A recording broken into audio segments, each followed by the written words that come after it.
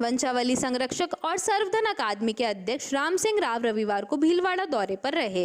अध्यक्ष राव ने circuit house में पत्रकार वार्ता के दौरान वंशावली लेखन के संवर्धन को लेकर किए जा रहे विभिन्न कार्यों के बारे में जानकारी दी। उन्होंने कहा कि वंश लेखन परंपरा हमारी सभ्यता और संस्कृति का महत्वपूर्ण अंग है। वंश लेखकों के पास हमारी विरासत के महत्वपूर्ण भंडार है। वंशावली लेखन की परंपरा भारत में ही है। वंशवालियां हमें अपनी गौरवशाली अतीत की जानकारी देती है। राज्य सरकार वंश लेखकों के हितों के लिए योजनाएं बना रही है। अकादमी अध्यक्ष राम सिंह राव ने कहा कि वंशावलियों में सिर्फ सत्य लिखा जाता है।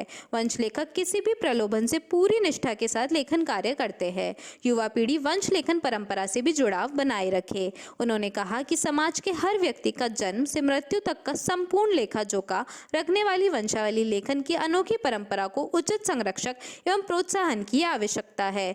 बुजुर्गों के पास यह जो विद्या है, इस ज्ञान को संग्रहित करते हुए युवा तक दे पाए, ऐसा प्रयास किया जा रहा है। अकादमी के अध्यक्ष राम सिंह राव ने वंशावली लेखन को डिजिटल बनाने के सवाल पर कहा कि वंशावली लेखन को डिजिटलाइजेशन से जोड़ने के लिए हम प्रयास कर रहे हैं।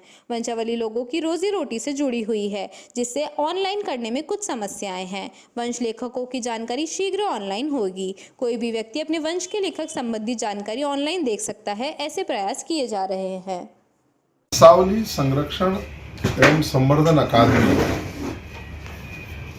आजादी के इस अमृत महोत्सव पर आजादी की गौरव गाथा और राजस्थान के विकास की कथा जन जन को सुनाने जा रही है। आज कई तरह के प्रश्न खड़े होते हैं।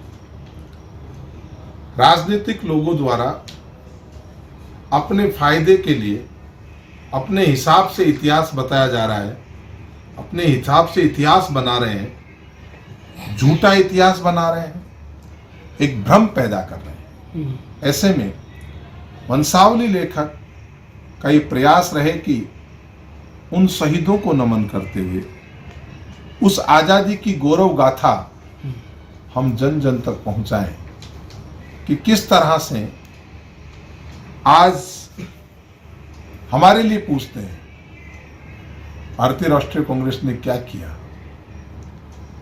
भारतीय राष्ट्रीय कांग्रेस नहीं होती तो आज देश आजाद नहीं होता। 70 साल का हिसाब मांगते हैं, मुझे लगता है 140 वर्ष का हिसाब देना चाहिए।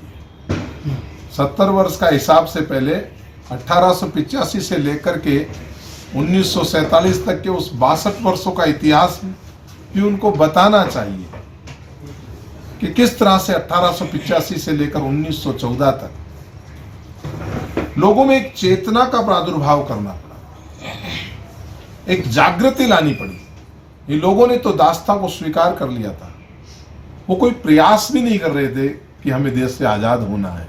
गौरव की गाथा अगर हम जन जन तक नहीं पहुंचाएंगे तो मुझे लगता है लोग अपने राजनीतिक फायदे के लिए उन बलिदानियों को, उन क्रांतिकारियों के द्वारा जो काम किए गए थे, उन्हें छुपाने में लगे हैं।